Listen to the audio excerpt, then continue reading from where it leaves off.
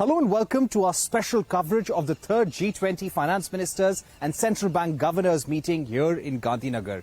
Negotiations have been tough, with countries condemning Russia's war in Ukraine. Things have got more complicated with Russia withdrawing from the Black Sea Grain Initiative. I caught up with Germany's Central Bank President Joachim Nagel on his outlook for the global economy and negotiations here at the G20. When all the governors and finance ministers met in Bengaluru for the first finance ministers and central bank governors meeting, there was a lot of tension in the room over the Ukraine war. We could not have a communique. Is there less acrimony, less tension now, or would you say the atmosphere is very much the same? I think it's very similar to Bengaluru. I think we are still living in very complicated times, so the atmosphere in the room, I would describe it as a very professional atmosphere. But nevertheless, the war is ongoing, so many of the countries in the room condemned this unprovoked war of Russia against Ukraine. This is still there, and we have to deal with it, and so this makes the discussion not easier, this is for sure. Right. I would like to ask you, as the war continues, what are some of the biggest challenges that you see for Europe and the global economy? I think I'm a central banker, so the challenge I see is still on the inflation side. I think we have to do our job here. Inflation is it's still much too high, so we hiked 8 times in the euro system, and there's more to come. We have our meeting next week, so I expect another hike for this meeting. But in a global context, I think we have to solve the debt issues of some countries. We have to come up with sustainable solutions. Some of the countries, they have to do their homework. So the mixture of all the geopolitical tensions, the situation we have on the inflation side, it's still a very complicated one. But G20 is a very important format, so I can congratulate the Indian government, my esteemed colleague from the central bank. They're doing an excellent job here to bring the different parties together. This is still helpful there. When it comes to further rate hikes, are we expecting a 25 basis point hike now? This is my expectation for the next meeting of the Governing Council of the Eurosystem. So this is what was said by Christine Lagarde in her press conference in June, and then we will see. Then we have our short summer break, we will have our next meeting in September, and then we agreed on the data that is coming in, and on that basis we will decide what is next.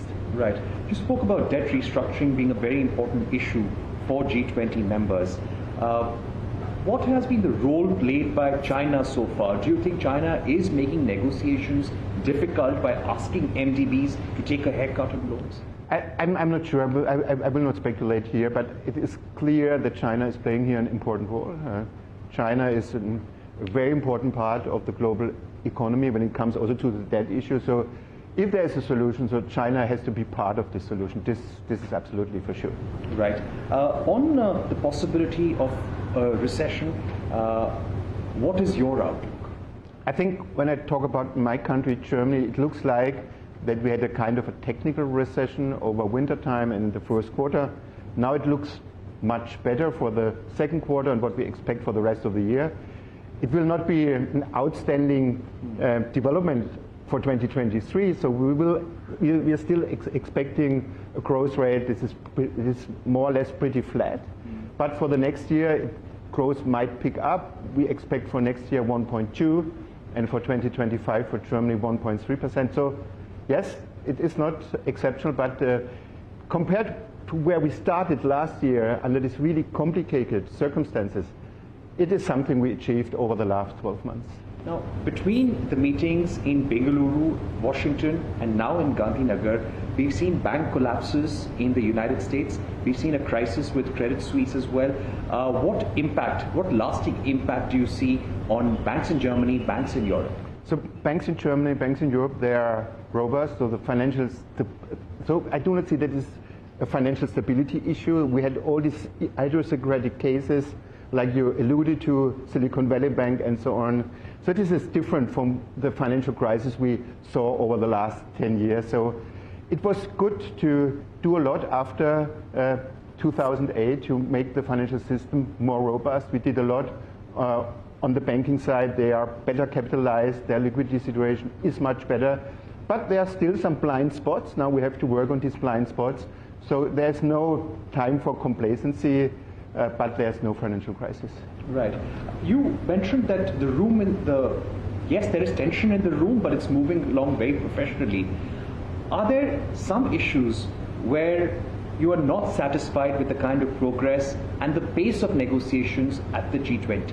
So things are moving slowly, this is for sure, and I have to come back to the Russian case. I think we shouldn't forget what happened yesterday. Russia withdrew from the Black Sea Grain Initiative, and we are discussing in the room what we can do for the most vulnerable countries. This is a little bit strange. So this is something we have to address. We have to really tell Russia this is a no-go, and G20 should go back to where G20 started. It was an overall initiative to help the most vulnerable countries to overcome the debt issues, and we should concentrate on this, and Russia has to stop this war. Can there be any communique without strong condemnation for Russia's role in Ukraine?